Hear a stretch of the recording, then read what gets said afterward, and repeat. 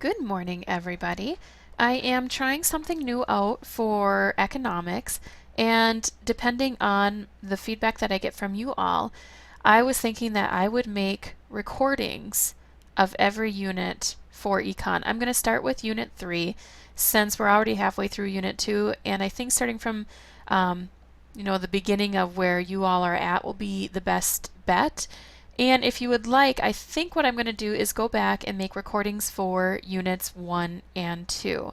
What these recordings will be simply reading off the course content. So many people are audio learners that they like to actually hear the words being spoken as they read along, and so I'm hoping this will really help. So we're going to get started, and give me 1 second. Okay, this is the start of Unit 3, and Unit 3 is called The Price is Right, and it's all about supply and demand, how you get a job, finding a place to live. So it really is pertaining to your life right now. Most of you are seniors, so hopefully you find this pretty useful. All right, here we go. Prices affect nearly everything in a market economy. The price of housing affects where people live. The price of labor affects how much workers get paid. And the price of goods and services determines how much a consumer can buy and also how much of something gets made. This unit examines price. You will learn what prices are and how they are determined, and you will see just how they affect your life. The game of economics. Welcome back to the game of economics. You start fresh with $10,000. Just like last time, you will have a chance to earn more money, and you will also risk losing some. You will have more choices to make and questions to answer, and you will face fewer automatic outcomes. As you learn more, you have more control of your decisions and, therefore, over your own fate. Now roll the die and see how well your luck, knowledge, and choices serve you in the game of economics.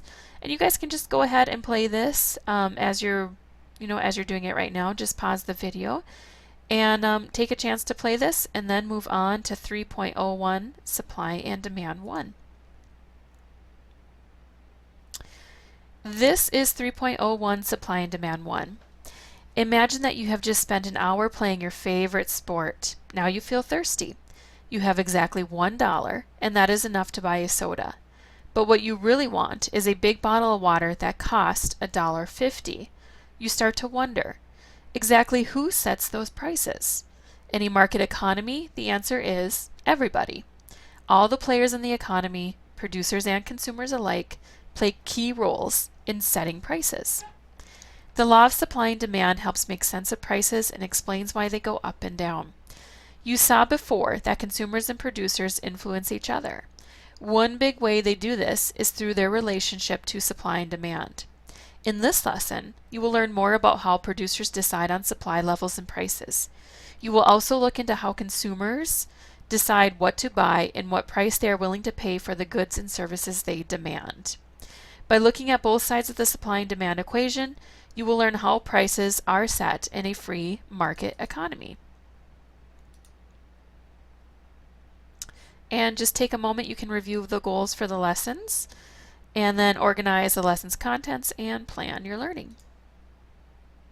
The student guide is located on slide 3. You can always access that if you need further help in breaking down the content. Prices go up and down all the time. One week the price of gas might be $3.50 a gallon. The next week it might be over $4. Milk is $1.50 a gallon one month and $2 a gallon the next. Who's responsible for these fluctuations? Do gas station owners roll dice to decide what to charge for a gallon of gas? Are dairy farmers demanding higher wages? In a command economy, prices can be set by an individual or a group. But in a free market system like the one in the United States, price change as a result of economic exchanges between consumers and producers. Rising and falling. It may seem that prices rise and fall by magic, but in fact, prices are not that mysterious. Prices are not set by people directly, but the way people participate in the economic system does establish where prices are set. Price is determined by how much of a good or service is produced relative to how badly buyers want it. In other words, the supply is relative to the demand. The price also determines how much of something producers will supply and how much consumers will demand. So, supply and demand influences price. At the same time, price influences supply and demand. This principle is so powerful and so universally accepted that economists call it a law, the law of supply and demand. The supply line. Supply is much more than simply the amount of something that producers make. The willingness and ability of producers to sell their goods is also important. Supply is actually the amount of a good that producers are willing to sell at a given price. Take computers, for example.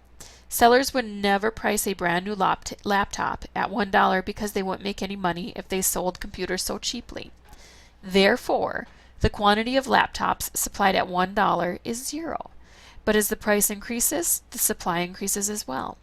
At a price of $1,000, suppliers would be happy to sell their laptops because at that price they might be able to make a profit.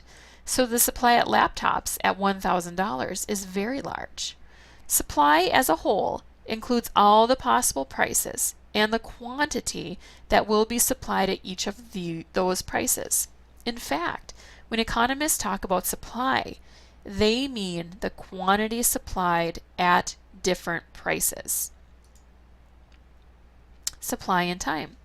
Look again at the definition of supply, the quantity of a good or service that potential sellers are willing and able to sell at various prices. But when do these sales take place? To understand the actual supply of a good, it is necessary to think about a specific time period.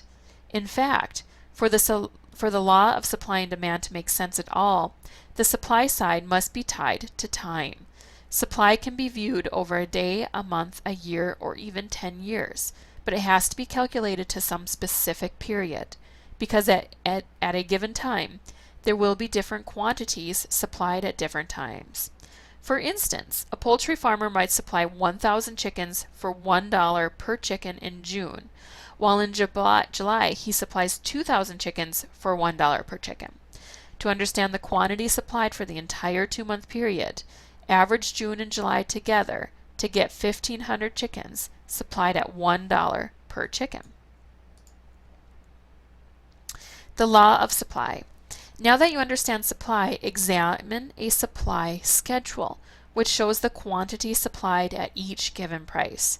Here is an example that shows the supply of wheat bread in the United States in July of 2006, a specific period of time. On the left, there are various prices. On the right, there are various quantities supplied. Notice that as the prices go up, the supply also rises. That demonstrates the law of supply. The higher the price of a good or service, the greater the quantity that producers will try to sell. The supply curve. An easy way to visualize the law of supply is with a supply curve. It is simply another way to represent the information shown on a supply schedule. A supply curve shows how prices and quantities relate to each other by plotting the supply schedule on a graph. Quantity supplied is on the horizontal axis, and the price is on the vertical axis. The supply curve. Examine how to make a supply curve in this slideshow. Click the blue triangle to begin. Use the arrows to advance or review slides. And for those of you listening, you can just go ahead and do this on your own. The other side of the coin. Supply is one side of the price cone and supply is one side of the price coin and demand is the other. Supply and demand are both defined in terms of prices. Demand is defined as the different quantities of a good or service that potential buyers are willing and able to purchase at various prices during a specific time period. Like supply, demand is measured using the various quantities demanded at various prices during a specific period of time. You can construct a demand schedule in the same way as a supply schedule. Look at the demand schedule that has been added to the supply schedule for wheat bread in the United States in July of 2006. What do you notice? Click the blue triangle to begin. Once again, you can do that on your own. But how does all of this affect cost? Examine the schedule again. At 75 cents per loaf, the quantity supplied and the quantity demanded are the same. This is known as the equilibrium price. The equilibrium price is the price at which quantity supplied equals quantity demanded. This important aspect of the law of supply and demand can be clearly seen by adding a demand curve to the supply curve and create a supply and demand curve. You can see that the numbers go in opposite direction in relation to price. As price increases, demand drops. That is how the law of demand operates. The lower the price of a good or service, the greater the quantity consumers will buy. Watch the slideshow to see what happens when the demand curve is added to the supply curve. Scarcity. The law of supply and demand requires certain conditions to operate properly. One of these conditions is scarcity. Under conditions of scarcity, demand always exceeds supply.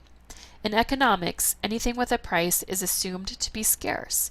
At the same time, scarcity helps determine price. A good that is more expensive than another good is therefore more scarce. If something is less expensive, it is relatively less scarce. Wheat flour is a familiar example. Because people always need to eat, the demand for flour exceeds supply, making it scarce. But flour is not very scarce because there is a lot of it to go around. So it stays inexpensive because wheat flour has a low relative scarcity. Of course, if the wheat harvest was bad because of poor weather, then the flour would become relatively more scarce and the price would go up. On the other hand, a painting by Picasso is extremely scarce relative to other goods, and demands for such paintings is high. That means buyers are willing to pay a lot more for a masterpiece painted by Picasso. Supply and demand review. Before moving on, test your knowledge by matching each word to its definition. If you miss any, go back and review those words in context again. Click circles on the left and drag to circles on the right to create matches. Correct matches stick and turn green. Alright, this video is coming to an end. I will continue on with 3.01 Supply and Demand 1 on the next video.